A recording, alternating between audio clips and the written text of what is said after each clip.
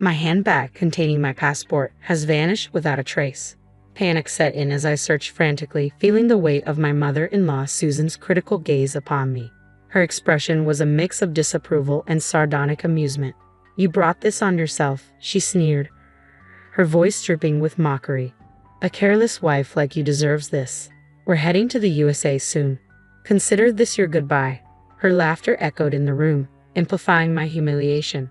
In that moment, the harsh reality struck me. I had made a serious mistake by trusting Susan with my belongings. Her betrayal left me feeling utterly powerless. "My name is Deborah, and I'm 31 years old. I've been married to Gabriel for 2 years, and while we haven't started a family yet, we've built a comfortable life in a town near his parents. Even after our marriage, I've balanced my career with household duties, striving to maintain a sense of harmony. It's been 6 years since my father-in-law passed away, leaving Susan alone. Since then, she frequently visits our home, criticizing my housekeeping, which has become a constant source of stress. "Why would you quit your job? It's not like it's crucial," she'd say, inspecting the floors for dust. "You can't manage both roles effectively, and your housekeeping skills are mediocre at best. Gabriel deserves better," she'd sigh dramatically, gesturing at the dust. I admit I'm not the best at housework, but being chastised for not dusting felt unfair. I cleaned diligently every morning before work, managing our well-being and home. Yet it seems Susan relished belittling me, perhaps as a way to cope with her own stress. Every day felt like an uphill battle. Then, unexpectedly, Susan proposed a family trip, inviting us to join her and Gabriel's sister's family, Lori. Lori is as gentle as Gabriel, and I always enjoy our time together. However, the thought of traveling with Susan filled me with unease. I'd often confided in Gabriel about her hurtful remarks, so when I voiced my concerns about the trip, he offered a more optimistic perspective. "Mom wants to join us. Maybe she's trying to create positive memories with you. It could be a chance to bridge the gap and build a better relationship," he suggested with an encouraging smile. "You're right," I replied, trying to muster some enthusiasm. "It's our first trip together. Maybe we'll create wonderful memories and break down some barriers." I agreed, buoyed by Gabriel's optimism. Susan took charge of all the planning, from choosing the destination to mapping out the itinerary, leaving us to adjust our schedules to fit hers. "I wonder where Mom has in mind. Hopefully, it's not too pricey," Gabriel mentioned casually. She mentioned New Zealand in her email. I sighed, my apprehensions confirmed. Susan had chosen an extravagant international destination without considering our financial situation. "Well, we can't change it now. Mom picked it, so let's go along with her choice this time," Gabriel reasoned. Understanding his perspective, I managed to finance the trip from our savings. Gabriel, Lori's husband, and I synchronized our vacations, and soon we were set to depart. When we arrived in New Zealand, time flew as we immersed ourselves in the breathtaking landscapes and savored the delicious cuisine. Before we knew it, it was time to head back home. "It was such an amazing trip. I even got quite a tan," Susan exclaimed cheerfully, still enthusiastic even at the airport. "Yes, it was truly fantastic and enjoyable," I replied, trying to match her excitement. However, I couldn't shake a lingering sense of disappointment. "What's bothering you? You seem a bit down," Gabriel observed, noticing my expression. "Well, it's not a big deal," I began, preparing to share my mixed feelings about the trip. "Despite the success, I felt disappointed that I hadn't connected with your mom as much as I'd hoped. We hardly had any private moments to talk during the trip," I told him. He placed a comforting hand on my shoulder and reassured me with a smile. "Don't worry too much about it. We all had a great time together, and that's what counts." His reassurance helped, but a part of me wondered if I was overthinking things. As we navigated the busy airport, Susan suddenly announced, "It's quite crowded here. I need to use the restroom before we board." She turned to me, adding, "Deborah, could you hold my bags for me? Everyone leave your bags with her, and let's go together." She handed me her heavy luggage and quickly joined the others heading to the restroom. "I actually need to use the restroom too," Lori said, noticing my overwhelmed expression. "I'll take over once I'm back. Just wait here for me." Not long after they left, Susan returned alone. "That was quick," I remarked, surprised to see her. "It was empty," she replied, glancing around. "Now, where did you put my bags?" "They're right over there." I pointed to her luggage at my feet. "Why is my expensive bag on the floor?" she snapped. "I gave it to you so it wouldn't be set down." "How could you be so careless?" She picked it up, holding it protectively as if it were a prized possession. Meanwhile, I was still struggling to manage everyone else's bags. Enough. You're so thoughtless. Why don't you go to the restroom too? I'll graciously keep an eye on your bags. Just leave them on the floor. Your inexpensive bag will be fine, she stated with an air of arrogance. Thank you. I'll be quick, I replied, placing my bag on the ground before hurrying toward the restroom, only to find a long line waiting for me. When I finally entered, Lori emerged shortly after. What about the bags, Deborah? She asked anxiously. I left them with Gabriel's mom so I could use the restroom, but it's really crowded in there. This might take a while, I explained, feeling a bit uneasy despite Susan's earlier claim that the restroom was empty.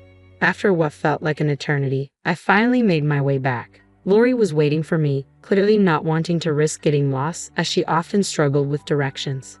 Together, we headed back to where we had left Susan, who was standing there alone, with the men nowhere in sight. Thanks for keeping an eye on the bags, I said, scanning the area. Strangely, my bag was missing. I'm certain I left it right here, I said as I checked all the bags, but mine was the only one gone. My bags are gone. You were here the whole time, right? I asked Susan, my voice trembling with panic. Your bag? I don't know. Maybe it was never here, Susan responded coldly, sending a wave of despair through me. No, I know I left it here, right in front of you, I insisted, feeling betrayed. I didn't see anything. Don't blame me, Susan retorted dismissively. I placed it there because you asked me to. What should I do now? My passport was in that bag, I cried out, my distress mounting as my mind raced with panic. Susan sneered at me, her smile dripping with sarcasm. Maybe this is karma for how you treated my bag, tossing it on the floor. A lousy wife like you deserves to suffer the consequences and stay behind in the USA. I don't have time to deal with this. You're on your own, or I'll leave without you, she declared coldly. Goodbye, she laughed mockingly, igniting a surge of anger within me at her callous words. But this wasn't just my problem. My bag contained everyone's passports. Without it, none of us could return to the USA. Susan's expression froze in disbelief. What? Why do you have everyone's passports? She grasped my arm, her voice rising in alarm. Lori, who had been listening intently, stepped in to clarify. We were worried about losing them with all the luggage, so Gabriel took charge of them. You might have forgotten because you were busy, Mom, Lori explained gently. Susan reacted sharply. Is that so? I must have been distracted and forgot, she admitted, her tone shifting as the gravity of the situation dawned on her. But why were the passports with you and not with Gabriel? That's odd. Gabriel had too much to carry, so I've been holding on to them since we left the hotel, I explained calmly, trying to diffuse the tension. Susan's frustration was palpable as she exclaimed, Why didn't you mention something so important? I had no idea your bag contained everyone's passports. I would have kept a closer watch if I had known. I found it hard to believe Susan's sudden concern. What do you mean you took your eyes off my bag? Even if you didn't know about the passports, was my bag stolen? I questioned, looking at Lori, who appeared pale and alarmed. Mom, please explain. Was Deborah's bag stolen?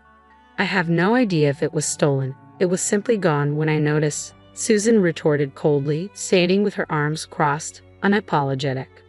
I can't believe this. It's so irresponsible, I said, frustration boiling inside me.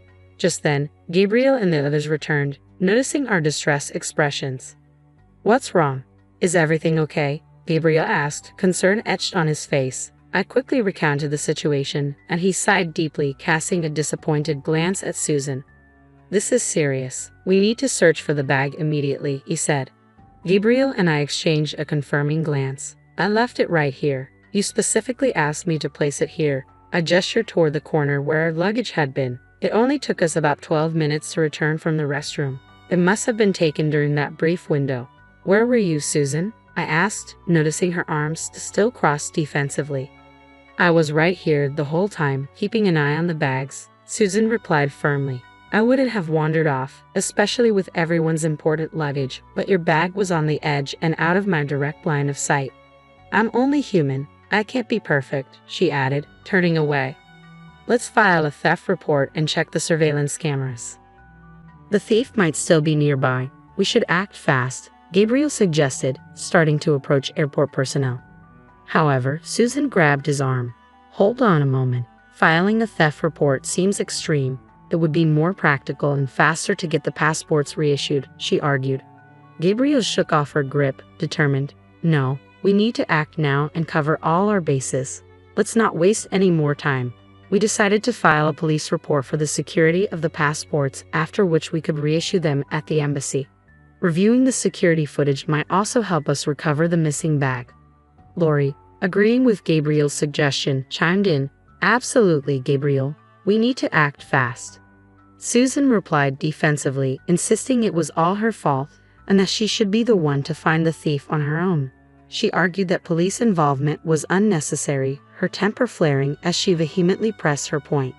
That's not fair, Mom. Deborah didn't cause this. It was your responsibility to watch the bags, not hers. Lori cut in, defending me.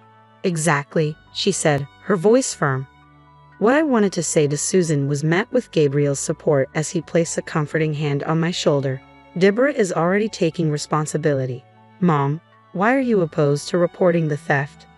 Susan appeared uneasy. I've never dealt with the police before and I'm nervous about it. I think we should try to handle this ourselves, she explained. Fine, I'll help look too. Let's split up and see if we can find anything on our own, Susan suggested, trying to shift the focus back to locating the thief. Just then, a young man approached Susan. There you are. I've been looking for you, he exclaimed, handing her a bag. I found this and thought you might be in trouble for leaving it behind. I'm relieved I found you. Your trip could have been ruined. Stunned, I took the bag from him. Where did you find it? I asked. In the lounge, on a table. I tried to get her attention, but she didn't hear me and walked off into the crowd, he explained. We thanked him profusely before turning to Susan, who was visibly shaken. Mom, what's going on? Why was Deborah's bag left in the lounge? Gabriel asked, his voice trembling with frustration. You left Deborah's bag there on purpose, didn't you? And you hadn't been watching any of our luggage either, have you? The weight of her oversight and its implications hung heavily in the air. It's unbelievable that you would treat Deborah this way, deliberately leaving her bag in a distant lounge to avoid security cameras.